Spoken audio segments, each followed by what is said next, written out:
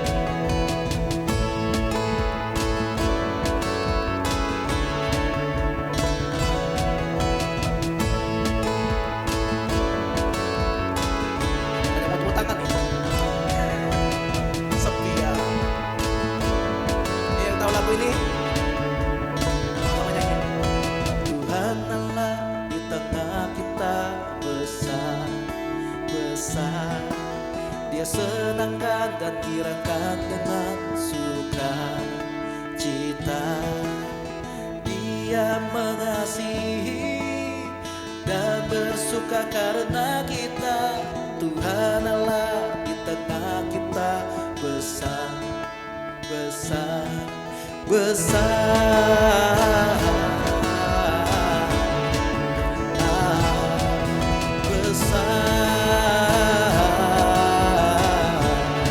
Sekali lagi ya. Tuhan Allah di tengah kita besar, besar. Dia senangkan dan girakan dengan sukacita. Dia mengasihi dan bersuka karena kita. Tuhan Allah di tengah kita besar, besar, besar.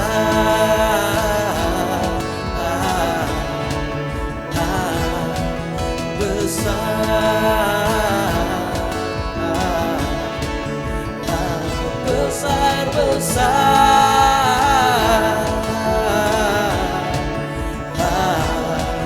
besar. Yuk coba Tuhan.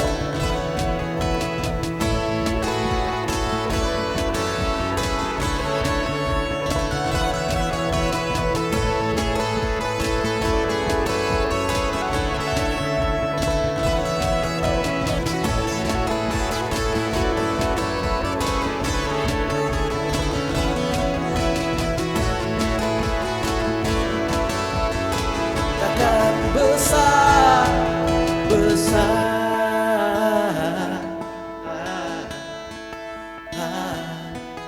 besar, besar, besar,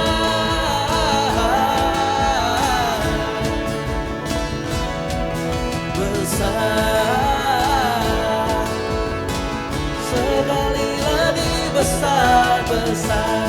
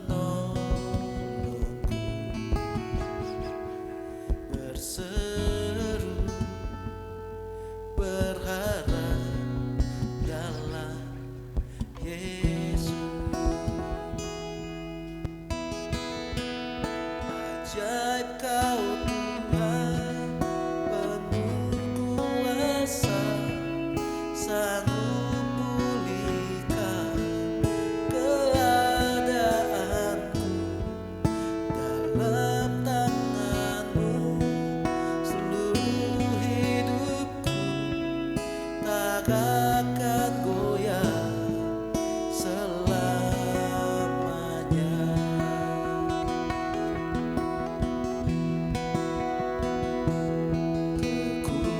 Kekuatan di hidupku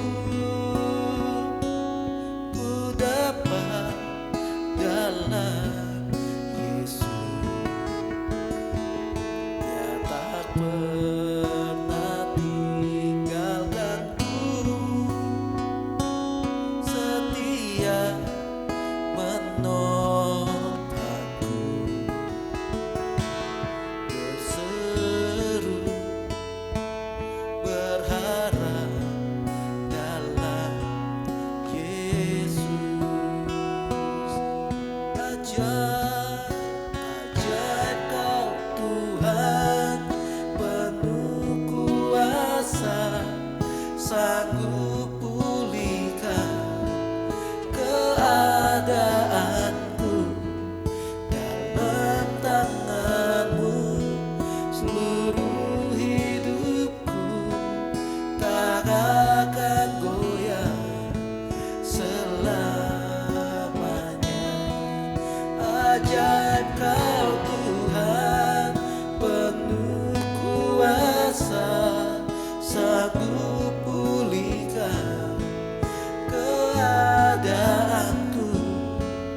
Dalam tangan-Mu seluruh hidupku tak akan goyah selamanya.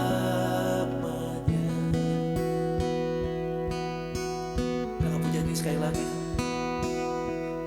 Kekuatan di hidupku ku dapat dalam Yesus. Dia tak pernah tinggalkanku,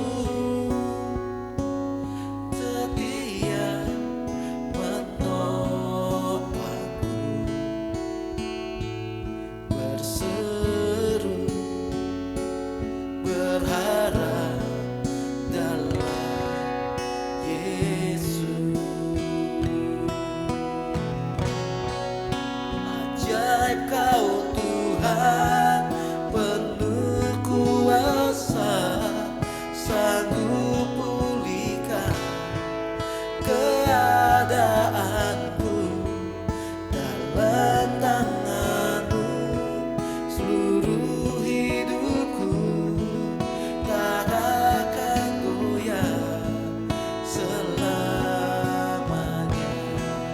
Ajaib Kau Tuhan, penuh kuasa, sanggup pulihkan keadaanku. Dalam tangan-Mu seluruh hidupku tak akan goyah selamanya. Ajaib, ajaib Kau Tuhan,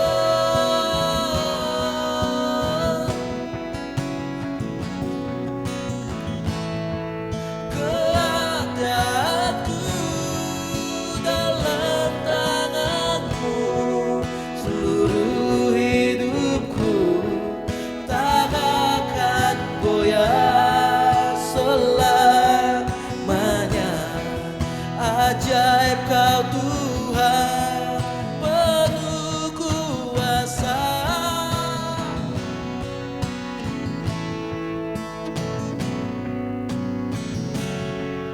dalam tangan-Mu seluruh hidupku tak akan goyah selamanya. Tak akan goyah selamanya. Tak akan goyah selamanya.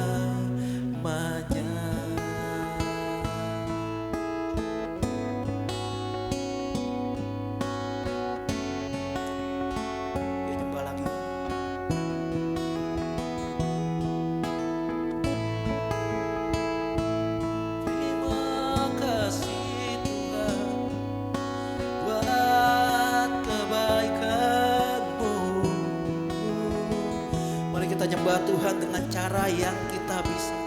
Gak bisa cari kata-kata, gak apa-apa. Kata-kata yang gak bagus, gak apa-apa. Coba ingat-ingat kebaikan Tuhan. Udah berapa banyak kebaikan yang udah Tuhan kasih buat kita.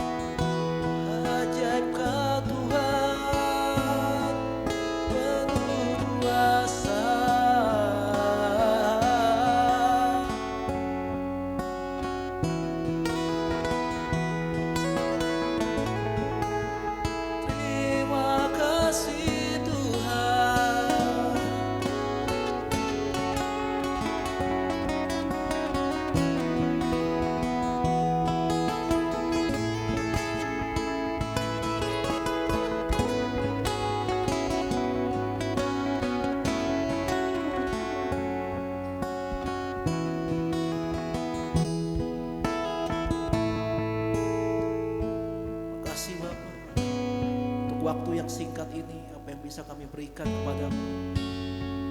Kiranya Tuhan berkenan atas apa yang kami berikan hari ini. Terima kasih Tuhan. Kami mau mendengar sebagian dari firman-Mu. Ajari kami supaya kami makin mengerti, tidak menebak-nebak dan tidak menerima dengan gampang atas semua yang akan diajarkan hari ini. Terima kasih Bapak, beracaralah lebih lagi Tuhan. Berkati ruangan ini, berkati setiap orang-orang yang ada tempat ini. Biar oleh karena Engkau kami semakin dewasa dan semakin dipulihkan. Dalam nama Tuhan Yesus kami sudah berdoa mengucap syukur, haleluya, amin.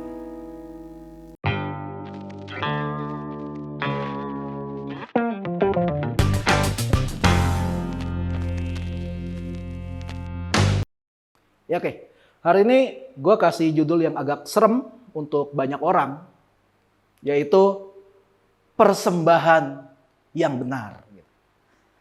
Karena ada persembahan yang benar, otomatis ada persembahan yang nggak benar. Simple kan? Berarti kita mesti bijak ketika kita merasa memberikan persembahan. Persembahan kita udah benar belum? Kenapa? Karena persembahan yang nggak benar tidak akan diterima sama Tuhan. Mau berapa banyak persembahan yang mau kita kasih, mau berapa keren persembahan yang kita kasih, lu bisa kasih mobil ke gembala lu.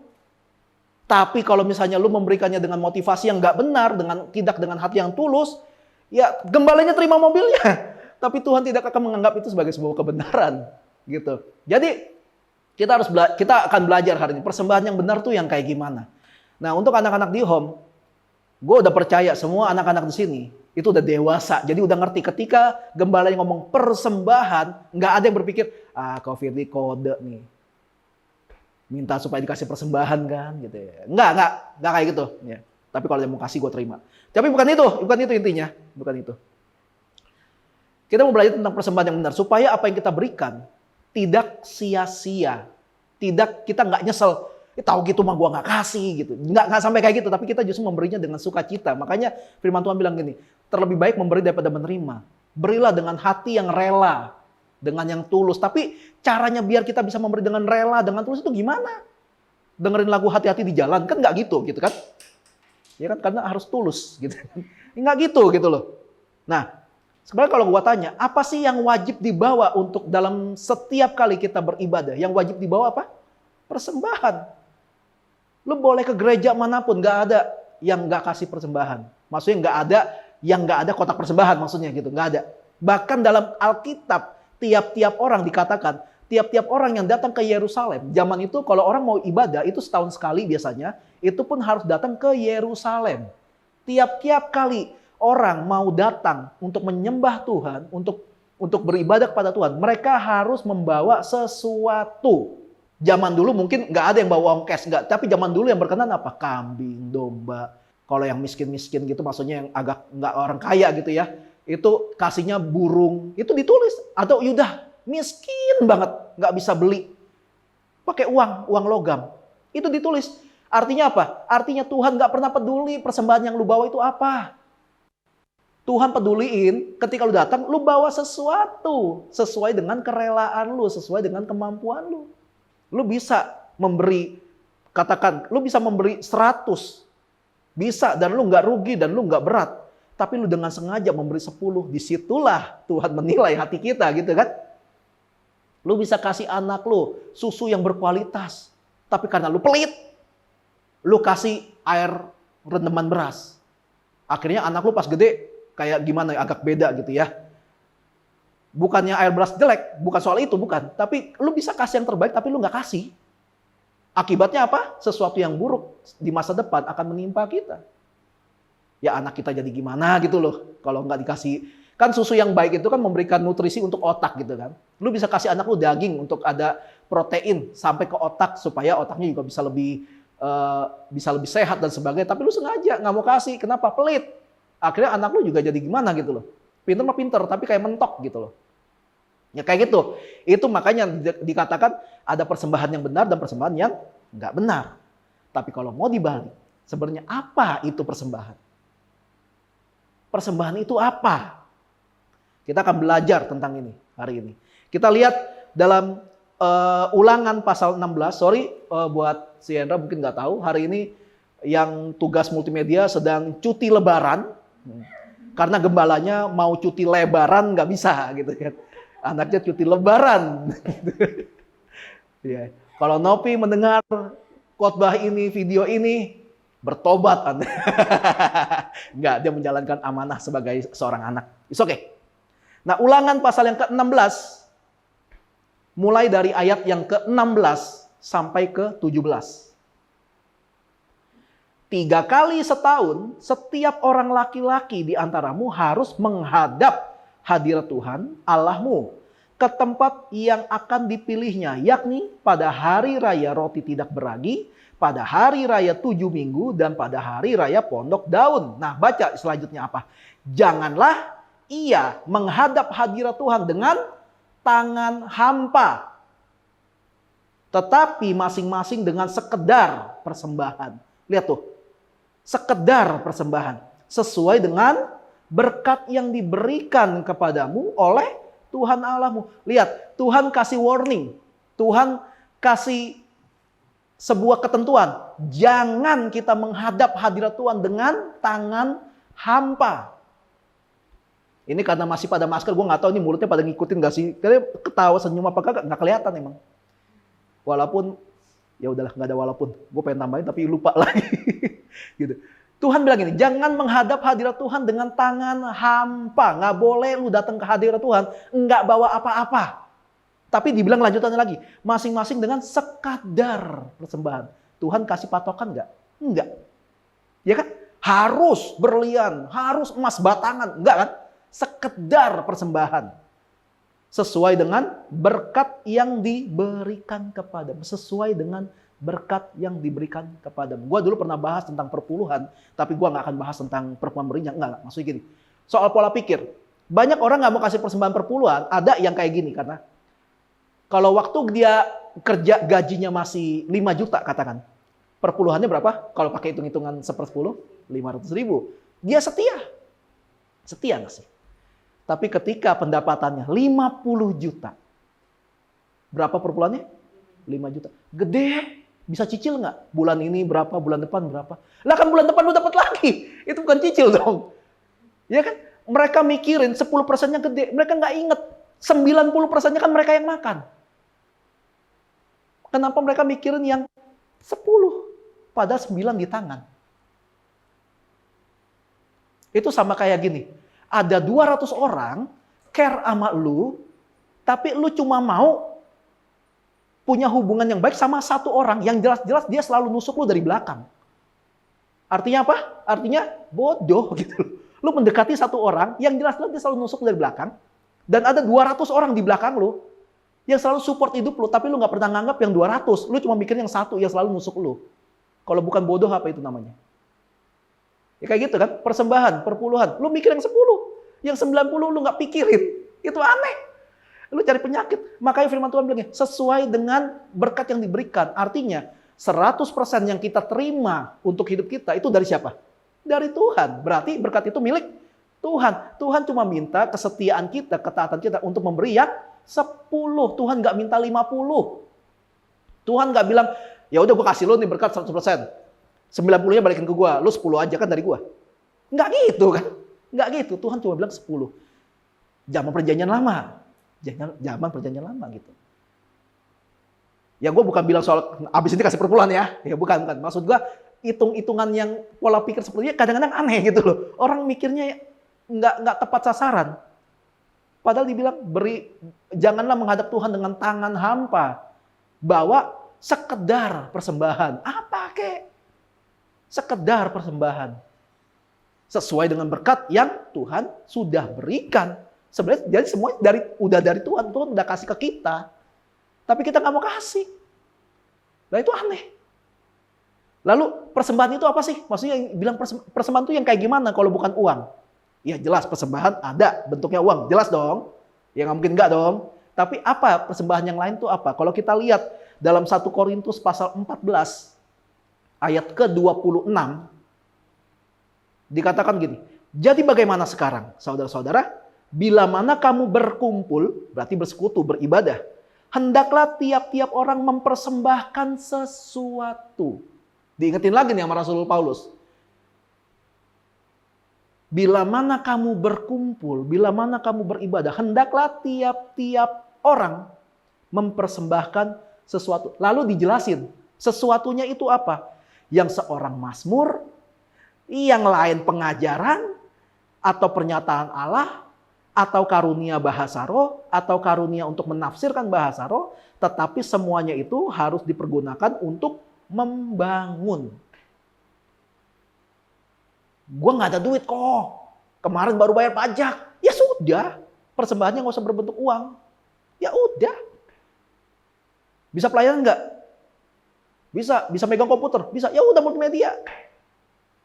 Tadi kita udah bahas sebelum ibadah mulai. Kita mau kembalikan ibadah kita seperti visi kita pada awalnya. Kita mau bangun tempat ini bukan jadi tempat persekutuan yang gerejawi. Yang dimana liturginya nggak salah, cuma emang keputusan kitanya yang nggak mau seperti itu. Kita benar-benar mau kayak ini keluarga lagi ngumpul. Jadi esensi ibadah itu kan kita menyembah Tuhan. Kita datang kepada Tuhan. Tujuannya untuk menyembah Tuhan. Untuk bertemu dengan Tuhan, bersekutu dengan Tuhan. Jadi, kalau pelayanan kita mengganggu urusan kita menyembah Tuhan, jangan pelayanan.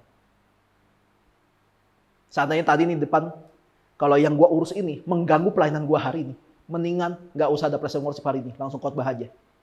Kayak gitu kurang lebih kayak gitu. Nah jadi yang dibawa itu, gua nggak bisa nyanyi kok. Ya udah. Lu murah senyum, ya udah jadi asyir atau jadi hospitality atau jadi apalah gitu, caring atau apa. Enggak, muka gua galak. Ya udah, yang bawain kantong persembahan aja biar orang takut terus kasih persembahan gitu. Banyak sebenarnya. Yang penting gini, yang penting ketika kita datang menghadap Tuhan, kita harus bawa sesuatu. Apa yang mau kita bawa? Kalau ada yang bawa persembahan, apapun bentuknya yang tadi udah disebutin, tapi dipakai atau diberikan persembahan itu tidak untuk membangun, persembahan itu tidak akan berkenan di hadapan Tuhan. Lu pelayanan, kok gue pengen pelayanan depan kok. Gue bisa main gitar, jago banget. Beneran jago, pelayanan lah main gitar depan. Tapi tujuannya pelayanan, pamer, ada gebetan, atau lagi ngincer, atau mau pamer aja, mumpung direkam nih, pamer gitu. Motivasinya bukan untuk menyembah Tuhan. Motivasinya untuk pamer. Akibatnya, persembahan kita tidak berkenan di hadapan Tuhan. Yang tahu orang ini pamer apa enggak siapa sih?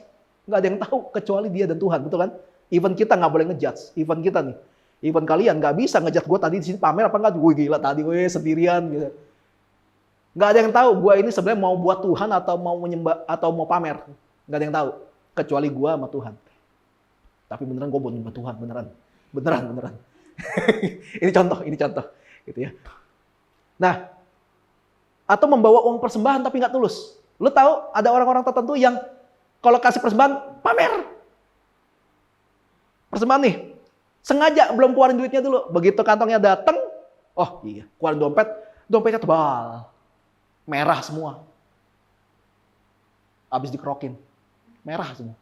Sengaja dikasih terus gitu, diambil. Set. Ada yang kayak gitu. Emang buat kasih tuh, yes, duit gue banyak. Atau ada yang ngasih persembahan banyak supaya bisa mengontrol gereja. Perpuluhannya gede. Langsung karena perpuluhan saya paling besar di gereja ini, langsung ngerasa kayak bisa, kamu ini dong. Padahal bukan pengurus, bukan apa gitu, tapi merintah-merintah. Kenapa? Karena ngerasa persembahannya besar. Gue cuma berani bilang, orang ini persembahannya tidak berkenan di hadapan Tuhan, mau segede apapun. Emang lu mati, uang lu bawa. Dan persembahan lainnya, apapun lah yang mau lu bawa buat Tuhan. Tapi kalau persembahan itu tidak dikhususkan untuk Tuhan, nggak dikhususkan benar-benar lu keep buat Tuhan, melainkan untuk hal lain, itu adalah persembahan yang tidak benar. Persembahan yang benar tuh gini kurang lebih. Andai kata lu adalah orang paling kaya di gereja ini, lu kasih persembahan paling gede. Suatu hari gembala lu ngecewain lu. Ya nggak tahu apalah, ya pokoknya ngecewain.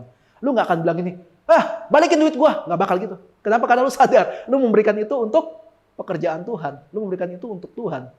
Nggak bakalan kita kepikiran buat, tahu gitu mah gua nggak usah kasih banyak-banyak ke gereja. Berarti dari awal motivasi kita memberi udah salah. Bisa aja kan? Ayo nggak usah uang lah, care. Tahu gini masih Nopi kagak datang percuma, gue nggak usah care sama dia. Kalau tahu gini dia lebih pilih pulang kampung daripada ke ibadah. Berarti gue nggak tulus gue care-nya selama ini. Tuh tiba-tiba gue jadi jahat. Berarti gue selama ini perhatian gue kali dia nggak berkenan di hadapan Tuhan berarti. Kayak gitu cara. Nopi lagi 3 kali. Kita bawa Nopi 3 kali hari ini. Biar dia bersin-bersin gitu. Lagi bantuin mamanya buka dagangan soto. Nah itu. Jadi itu yang terjadi kalau kita nggak tulus. Akhirnya kita yang rugi kan? Rugi mental kan? Ketika segala sesuatu tidak berjalan seperti yang kita inginkan, kita kecewa. Lalu kita menuntut hal-hal yang di belakang yang udah lewat. Tahu gitu mah dulu gua. Kayak gitu loh. Akhirnya kita hidup kembali ke masa lalu, bukan hidup kepada masa depan. Itu masalahnya. Lalu kalau kita lihat dalam Matius pasal 21 ayat 12 sampai 13, di sana dikatakan, lalu Yesus masuk ke bait Allah dan mengusir semua orang yang berjual beli di halaman bait Allah. Ia membalikkan meja-meja penukar uang dan bangku-bangku pedagang merpati dan berkata kepada mereka apa? Ada tertulis, rumahku akan disebut rumah doa. Tapi kamu menjadikannya sebagai sarang penyamun. Kok Yesus segalak itu sih? Di tempat ibadah, di gereja ada yang jual-jualan, dibalik-balikin. Berarti gereja nggak boleh punya basar. Ya nggak sih? Bener kayak gitu nggak tapi masalahnya, konsepnya?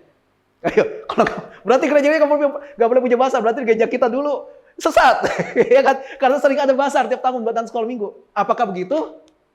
Enggak, kita perhatiin baik-baik. Ada alasannya Yesus, kenapa Yesus marah. Seperti yang gue bilang, di perjanjian lama, itu udah diperintahkan. Orang-orang yang datang beribadah ke Yerusalem harus bawa persembahan masing-masing.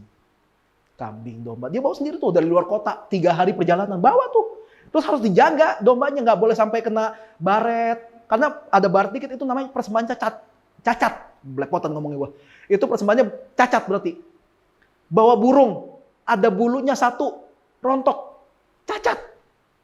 Segitunya persembahan yang standar yang Tuhan kasih tentang persembahan.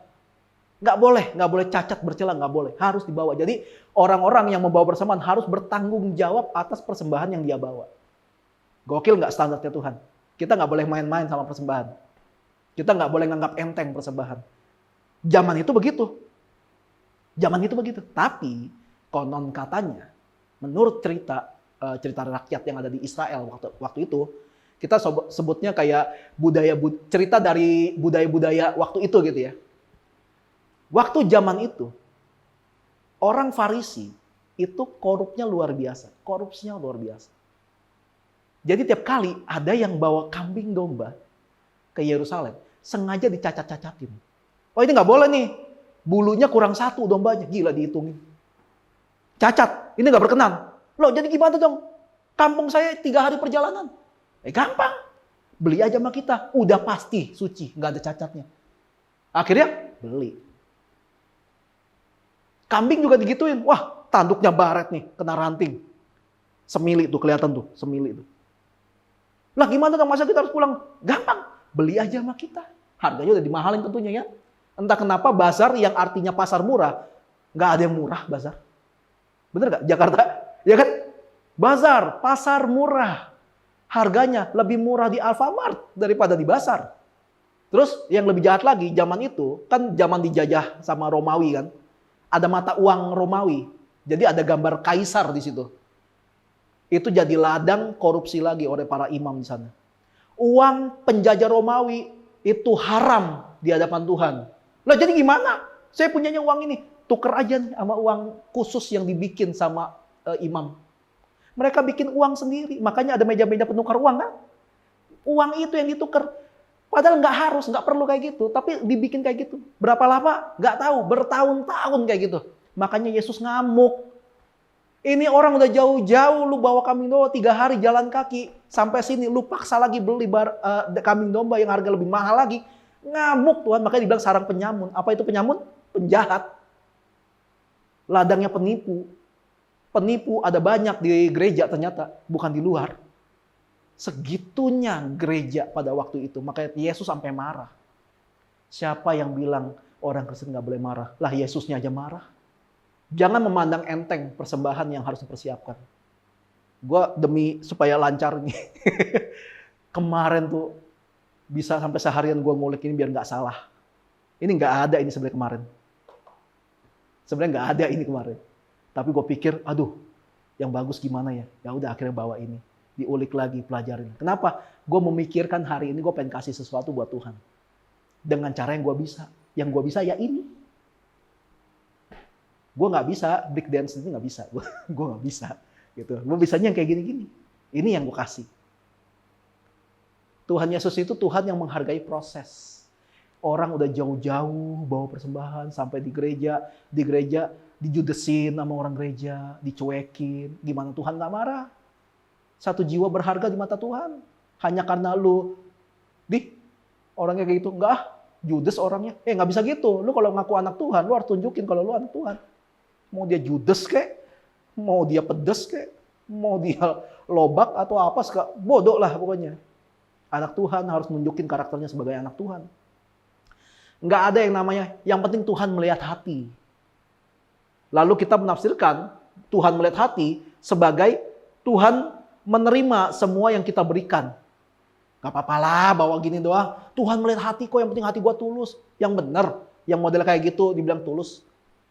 Sekedarnya, maksudnya digampangin semuanya, pelayanannya digampang-gampangin, nggak mau ada persiapan segala macam. Terus yang penting Tuhan melihat hati. Iya tuh, hati lu nggak benar.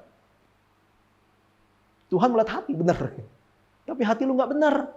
Berarti persembahan lu nggak benar. Ada persembahan yang ditolak dalam perjanjian lama. Persembahan siapa? Persembahan yang diberikan oleh Raja Saul, raja pertama Israel. Kenapa? Dia nggak menghargai persembahan yang seharusnya diberikan.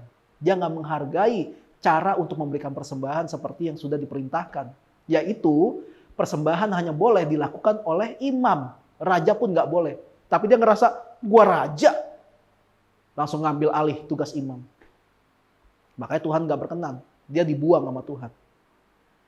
Sampai imam, waktu itu Imam Samuel namanya, itu sampai marah gitu loh, udah bohot gitu loh. Sampai dibilang gini dalam 1 Samuel pasal 13, ayat 13 sampai 14. Itu dibilang gini, kata Samuel kepada Saul, perbuatan itu bodoh. Gila, raja dibilang bodoh sama nabi. Engkau tidak mengikuti perintah Tuhan Allahmu yang diperintahkannya kepadamu. Sebab sedianya Tuhan mengokohkan kerajaanmu atas orang Israel untuk selama-lamanya. Tetapi sekarang kerajaanmu tidak akan tetap. Tuhan telah memilih seorang yang berkenan di hatinya. Dan Tuhan telah menunjuk dia menjadi raja atas umatnya. Karena engkau tidak mengikuti apa yang diperintahkan Tuhan kepadamu. Raja ini ditolak, kenapa? Karena tidak mengikuti apa yang diperintahkan Tuhan. Lu boleh bangga punya jabatan tinggi, tapi kalau Tuhan nolak lu, akan ada yang gantiin lu pada waktunya. Efek dari tidak menghormati aturan dari Tuhan itu bisa berdampak sampai segitu luar biasanya. Bukan cuma dicopot dari jabatan Saul sebagai raja, tapi bahkan Saul matinya juga ngenes. Semuanya efek dari tidak menghormati Tuhan. Bukan Tuhan yang begituin dia, enggak. Tapi karena orang tidak menghormati Tuhan, akhirnya perlindungan Tuhan atas orang ini kecabut juga. Jadi nggak ada perlindungan dari Tuhan. Jadi bukan Tuhan yang cabut, kita yang keluar dari sana. Kenapa? Karena kita tidak menghormati perintah yang sudah Tuhan berikan. Tadinya Saul mau dipakai secara luar biasa sebagai seorang raja, tapi dibatalin karena salah dalam memberikan persembahan. Gila nggak? Soal persembahan aja segitu pentingnya. Kalau kita salah memberikan persembahan, berkat kita bisa dicabut. Kasarnya gitu. Penyertaan Tuhan bisa dicabut atas kita. Kalau kita salah dalam memberikan persembahan. Lanjut. 1 Samuel pasal 15 ayat 22. Udah kayak tutti frutti ya, banyak ayat ya. 1 Samuel 15 ayat 22. Tetapi jawab Samuel, apakah Tuhan itu berkenan kepada korban bakaran dan korban sembelihan sama seperti kepada mendengarkan suara Tuhan? Sesungguhnya mendengarkan lebih baik daripada korban sembelihan. Memperhatikan lebih baik daripada lemak domba-domba jantan. Ada yang lebih berharga daripada lu membawa persembahan secara fisik. Namanya apa? Namanya ketaatan. Banyak orang yang gak mau ke gereja lagi karena merasa tidak berguna di gereja. Gak bisa kasih apa-apa di gereja. Ah udahlah, gak usah ke gereja lagi lah. Akhirnya kita gak taat. Padahal firman Tuhan bilang apa? Ada yang lebih berharga daripada tentang lu membawa persembahan. Yaitu ketaatan. Salah satu ketaatan apa? Ada 7 hari Tuhan kasih. 1 buat ibadah. Coba pikirin sendiri. Ketaatan itu lebih disukai sama Tuhan daripada persembahan mewah. Kenapa? Nggak ada satupun persembahan mewah yang bisa membuat Tuhan jadi kayak bangga. Enggak. Tuhan yang punya pemilik alam semesta kok. Belepotan lagi kan gue. Tuhan itu yang punya alam semesta gitu. Dia bisa jual bintang yang paling kecil dan paling jelek. Nggak bakal ada yang sanggup beli. Mau persembahan semewah apa yang mau lu kasih buat Tuhan? Nggak ada yang lebih mewah buat dikasih ke Tuhan. Selain hidup kita. Udah. Nggak ada yang lebih mewah.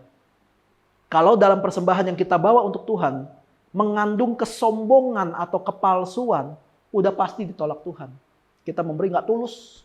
Kita memberi untuk pamer. Firman Tuhan udah bilang, apa yang tangan kamu lakukan, jangan diketahui oleh tangan kiri. Beri mah beri aja udah. Gue lagi nggak rela kasih, ya udah nggak usah kasih. Simpel kan? Tapi ntar gue nggak diberkati Tuhan. Lah, lu ikut Tuhan supaya diberkati Tuhan? Salah. Lu ikut Tuhan karena sudah diberkati sama Tuhan. Bukan supaya. Bukan supaya. Karena memang sudah diberkati. Makanya pola pikir semacam inilah yang banyak bikin orang jadi frustasi. Aduh, gue belum kasih perpuluhan nih gara-gara kemarin bayar pengeluaran. Ntar kalau belalang pelahap makan berkat-berkat gue gimana? Gimana? Lu gak akan bisa kasih persembahan kalau Tuhan gak pernah kasih berkat itu ke lu. Gak bakalan. Sampai hari ini, dari sejak libur lebaran, saya dan Living gak ada kerjaan. Tapi kok masih bisa ketawa-ketawa sampai hari ini, makan tercukupi dan sebagainya, karena ada berkat Tuhan. Iya dong? Bukan supaya diberkati Tuhan. Lain. Tuhan itu Tuhan yang menunjukkan dulu, baru meminta. Bukan minta dulu baru ditunjukin. Enggak. Jangan kebalik. Lalu kalau gitu kita taat aja udah nih. Jadi nggak usah kasih persembahan. Gimana tuh? Kita lanjutin, ntar gue bahas. Matius pasal 5 ayat 23 sampai 24. Sebab itu, jika engkau mempersembahkan persembahanmu di atas mezbah dan engkau teringat akan sesuatu yang ada dalam hati saudaramu terhadap engkau, tinggalkanlah persembahanmu itu di depan mezbah itu, lalu pergilah berdamai dahulu dengan saudaramu, lalu kembali untuk mempersembahkan persembahanmu itu. Persembahan adalah sesuatu yang wajib dibawa ketika kita menghadap Tuhan. Persembahan yang wajib. Tapi gini, ketika kita mau memberikan persembahan, ketika kita ada kewajiban untuk memberikan persembahan, tapi ada ganjelan, ada sesuatu yang membuat kita Jadi kayak menimbang-nimbang karena ada hal penting yang harus dilakukan. Contoh gini, gue beberapa bulan lalu ada yang nanya gini, bro ini gimana ya, gue ada teman sampai nggak bisa bayar uang kos supaya bisa kasih perpuluhan ke gereja. Sekali lagi, temen gue cerita, ada temennya yang nggak bisa bayar uang kos karena dia harus kasih perpuluhan. Dia nanya gue bekasih ayat ini. Kalau masih ada tanggungan, uang kos dulu lu selesain, baru mikirin perpuluhan. Firman Tuhan ngomong kayak gitu, ada ganjelan kan? Kalau lu ada duit, tapi lu ada utang yang harus dibayar, bayar dulu utang lu. Baru kembali kepada Tuhan untuk bawa persembahan. Jangan gara-gara lu bawa persembahan buat Tuhan, lu lupain utang lu. Itu salah. Akhirnya Tuhan dipermalukan. Kenapa? Orang Kristen kayak gitu punya utang gak dibayar, ditagih malah galakan yang utang. Selesaikan dulu masalah kita. Tuhan gak butuh duit kita. Yang butuh duit kita tuh gembala lu gitu. Gak gitu. Ya gak semua gembala. Ya gua enggak lah. Maksudnya gini, gereja ini butuh duit gak? Butuh. Pemeliharaan ini butuh uang. Tapi lihat yang esensi. Kalau lu masih ada tanggungan, pendapatan lu ngepas, ya fokuskan pendapatan lu untuk kebutuhan lu yang utama itu. Jangan jadi beban karena lu gak bisa bawa persembahan uang ke gereja. Lu pikir Tuhan gak bisa berkati lu lebih supaya lu bisa kasih persembahan sama Tuhan dan lu bisa bayar semua tanggungan itu. Tuhan bisa. Kalau pikir-pikir kita punya mobil 4 tahun, coba pikir ulang deh. Cara gimana sih kita bisa bayar? Gak tahu. Tiba-tiba Tuhan ada kasih job. Gak tahu gimana. Kenapa? Kita gak mau lalai soal tanggung jawab. Gue ada hal yang lebih utama waktu itu. Gue harus melayani, gue harus bertanggung jawab terhadap satu persekutuan. Itu gue lakukan dengan setia. Sampai satu hari gue bilang sama Livi, enak ya kayaknya kalau punya iPad. Waktu itu iPad mini itu. Enaknya punya iPad ya kayaknya ya. Gitu. Tuhan kasih kesempatan satu. Ada saudara gue mau jual iPad mini waktu itu. Dengan harga yang murah banget. Di saat harganya 5,5, saudara gue jual 3 juta. Dan gak cuma dapat 1, gue dapat 2. Buat gue 1, buat Livi 1. Yang mana iPad-nya itu 1 sudah dijual, 1 masih dipakai. Dalam kondisi kita duitnya juga ngepas. Tapi Tuhan bisa berkati kita dengan cara yang aneh. Kalau emang kalian gak bisa terima perkataan cara yang ajaib. Ajaib dan aneh, beda tipis ya. Ya sudah lah ya. Tapi jangan takut sama soal berkat kayak gitu loh. Selesaikan dulu yang utama. Gitu. Jangan gara-gara lu bilang untuk Tuhan, lu mengabaikan yang lain. Jangan sampai kita jadi batu sandungan buat orang-orang. Nah ingat, balik ke pertanyaan yang tadi. Jadi kalau gitu kita taat aja sama Tuhan. Gak usah bawa persembahan. Ini bilang, lu selesaikan dulu, setelah selesai, balik lagi bawa persembahan. Itu. Jadi bukan berarti gak usah bawa persembahan. Bawa, tapi selesaikan dulu yang itu. Jadi kesaksian. Jadi kesaksian. Sekali lagi, jadi kesaksian. Itu namanya jadi saksi Allah tuh begitu. Jadi dewasa gitu loh. Jangan karena ngomong A, gua ngomong A begini, lalu terima mentah-mentah secara nggak benar. Oh berarti taat aja. Nggak usah kasih persembahan. Jangan lu kasih persembahan walaupun nggak taat, ya gimana? Nggak bisa. Nggak bisa. Semuanya harus diambil. Tapi ada yang utama kan, ada yang esensi dan yang aksesoris. Kenapa sih mesti banget bawa persembahan?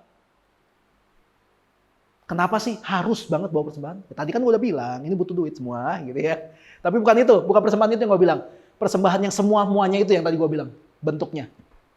Pertama, kenapa kita harus kasih persembahan? Kenapa kita harus bawa persembahan? Pertama, karena dalam persembahan terkandung janji. Janji Tuhan. Kita lihat, Nuh setelah air bah, Nuh keluar dari bahtera, ngapain dia? Memberikan persembahan. Gara-gara Nuh memberikan persembahan. Persembahan pertama loh, korban bakaran pertama itu Nuh yang lakukan. Dikatakan dalam firman Tuhan, setelah Tuhan mencium bau persembahan itu, Tuhan berjanji tidak akan memusnahkan manusia lagi. Gara-gara apa? Gara-gara persembahan Nuh. Dalam persembahan mengandung janji. Contoh yang lain, persembahan Yakub. Yakub bilang gini, kalau Tuhan selalu menyertai gue, kalau Tuhan selalu menyertai gue dalam setiap jalan gue, aku akan selalu mempersembahkan 1/10 dari semua pendapatanku. Dan itu Yakub lakukan.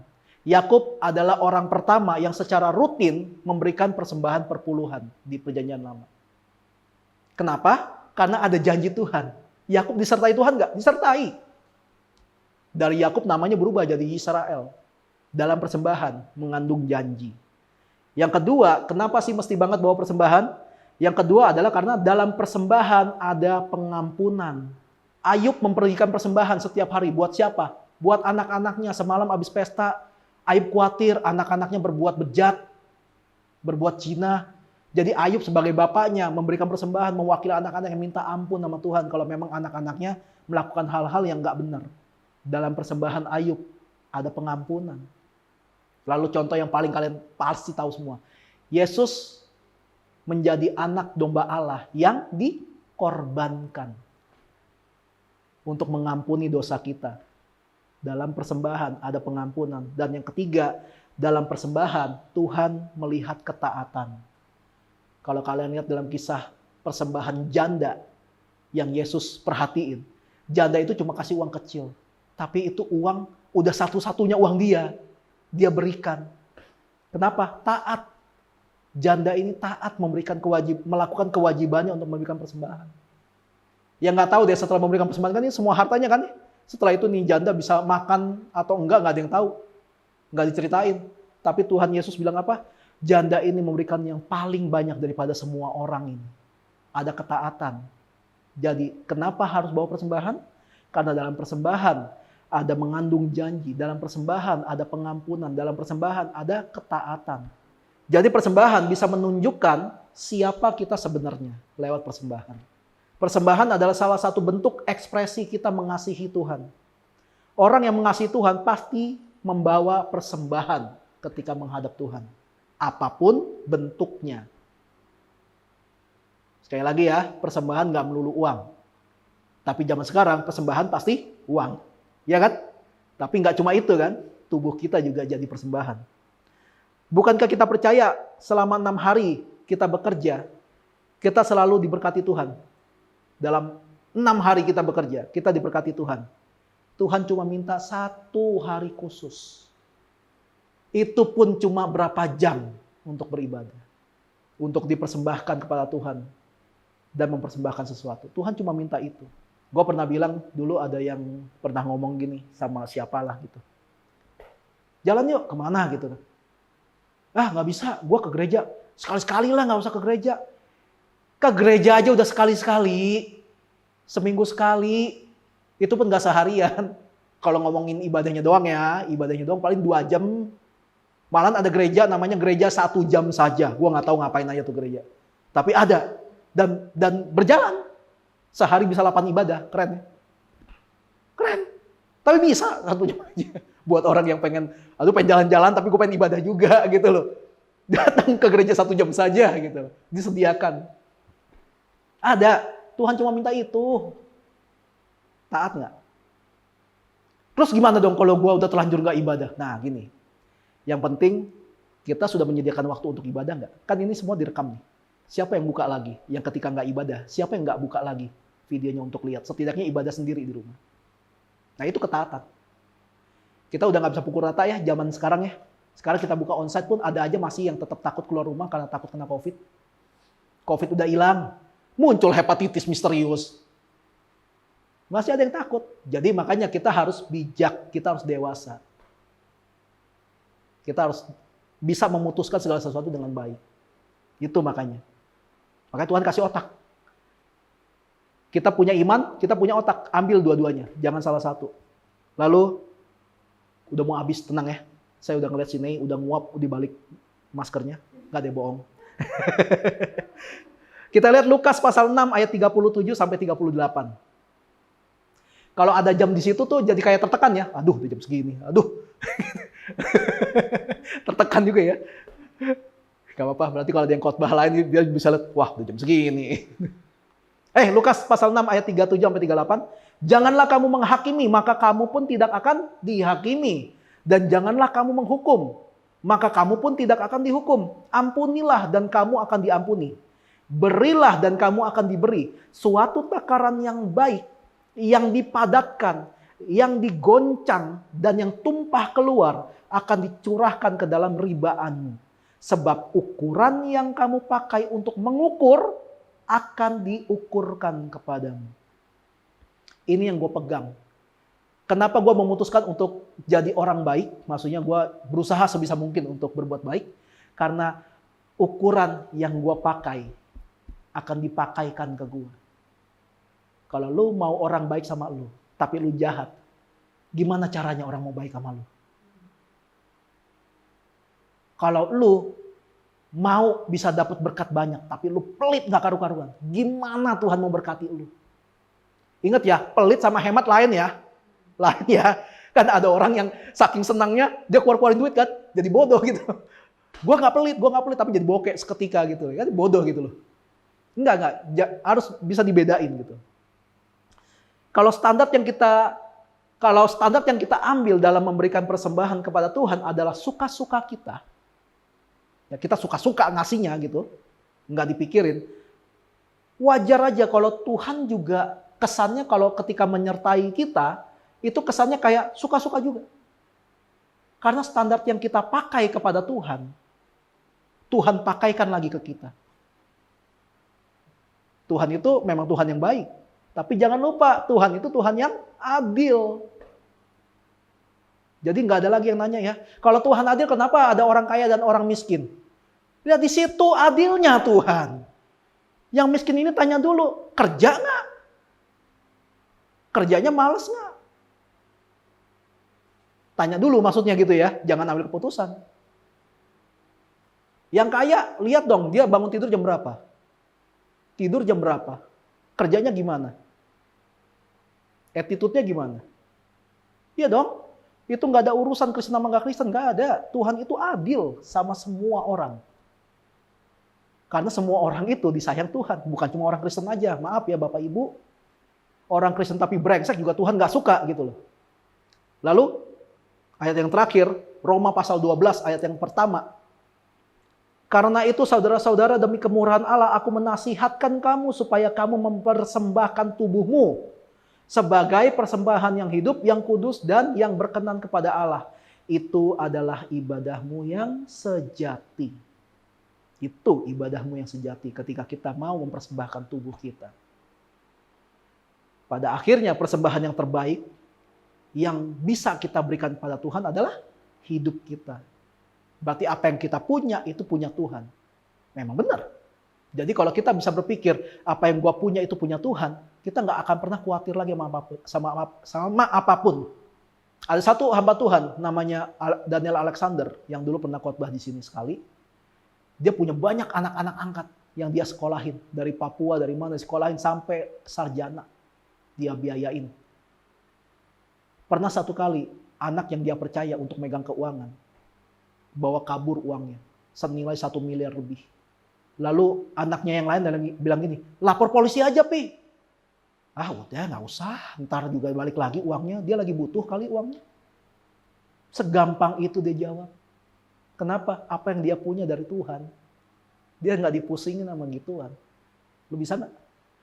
Ada yang ngutang sama gue 100.000 nggak bayar-bayar nih, 2 tahun nih, gila nih orang nih. 100.000 sama 1 M. Tapi ingat, bijak. Bijak ya. Jadi baik beda dengan jadi bodoh. Ingat ya. Gue selalu bilang sama istri gue gini. Kalau karena kebaikan kita membuat orang ini jadi lebih buruk, mendingan gak usah baik sama dia. Mendingan kita gak usah bantu dia. Ada orang kecanduan narkoba, pinjam duit sama kita. Kita bantu. Kasihan, kita kan orang baik. Tapi dia pakai duitnya buat beli narkoba lagi. Kita jadi orang jahat. Ya dong, kita membantu dia untuk makin buruk. Bagaimana kita hidup dengan menampilkan Kristus lewat hidup kita? Ya lewat hidup kita. Hidup kita harus menampilkan Kristus. Karakter Kristus. Kita juga, tubuh kita, hidup kita itu menceritakan bagaimana kita menjadi saksi Kristus lewat karakter kita. Karakter itu adalah sesuatu dalam diri kita yang seumur hidup dibentuk. Seumur hidup karakter itu dibentuk. Karakter nggak bisa dari lahir, itu nggak bisa. Karakter itu keputusan. Jadi cowok, jadi cewek, itu nggak bisa dipilih. Tapi karakter itu pilihan. Lu mau jadi orang baik apa jadi penjahat, itu pilihan. Ya kan? Sekalipun lu dijahatin dari kecil sampai gede, tapi untuk menjadi orang jahat tetap pilihan di tangan lu. Di otak lu mungkin bertempur nih, kayak gue semalam nggak bisa tidur karena di otak gue bertempur nih, ada pertempuran dahsyat di kepala gue. Pikiran-pikiran nggak penting gitu. Gue mikirin pengen begini, banyak sekali gitu, banyak bikin gue nggak bisa tidur. Tapi keputusan gue untuk melakukan apa yang gue pikirkan itu ada di kendali gue kan? Iya dong. Kita ambil contoh paling ekstrim. Lu jalan di pantai nih, cowok-cowok jalan di pantai, lihat cewek-cewek pakai bikini doang. Kalau muncul pikiran negatif, bisa kita halangi nggak? Bisa. Nggak bisa, sorry. Nggak bisa. Pikiran negatif nggak bisa kita halangi. Tiba-tiba muncul kan, tong gitu muncul. Tapi urusan kita mau memperkosa dia apa enggak, itu bisa kita yang perintahkan kan? Kita yang memutuskan kan?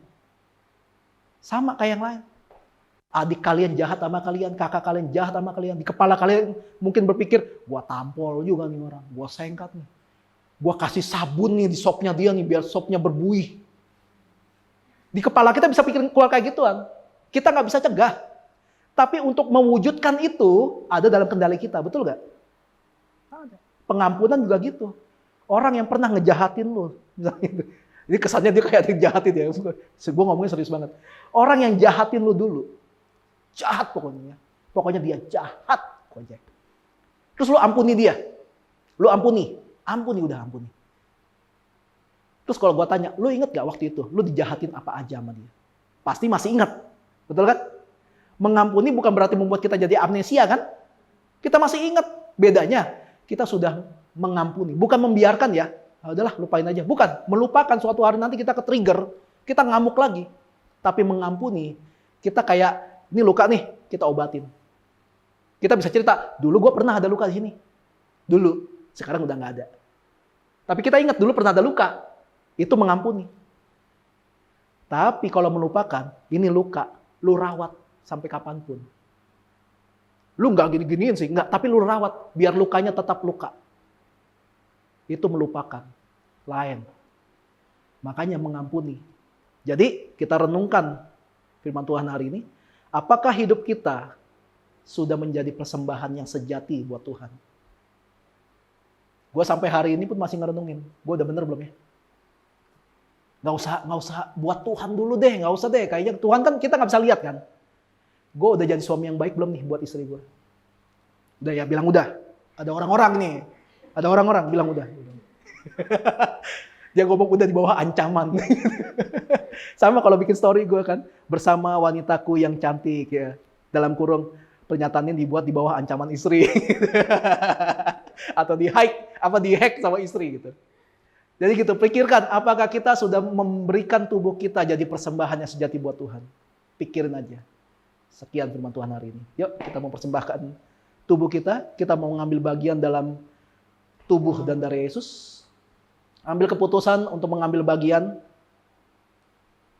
dengan cara mengambil darah dan tubuh Yesus. Gue maksudnya dari tadi pengen ngajakin si Livi sini gitu. Dari tadi pengen ngomong gitu. Gue ngomong terus. Mari kita mempersiapkan diri untuk perjamuan kudus. Mari kita angkat roti di tangan kanan kita. Demikian firman Tuhan. Sebab apa yang telah kuteruskan kepadamu telah aku terima dari Tuhan, yaitu bahwa Tuhan Yesus pada malam waktu ia diserahkan, ia mengambil roti. Sudah itu ia mengucap syukur atasnya, ia memecah-mecahkan dan berkata, inilah tubuhku yang diserahkan bagi kamu, perbuatlah ini menjadi peringatan akan aku. Yang percaya kalau roti di tangan kita ini adalah lambang persekutuan kita dengan tubuh Kristus, kita makan dalam nama Tuhan Yesus.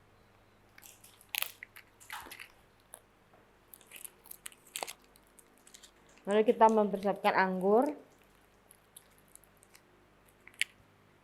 Dan kita angkat anggur di tangan kanan kita.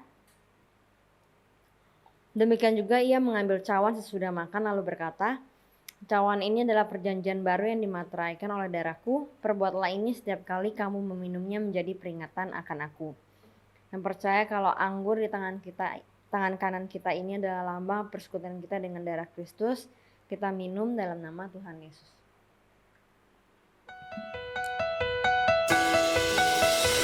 Tuhan memberkatimu. Tuhan melindungimu. Dia menyinarimu dengan wajahnya dan memberikan kasih karunia.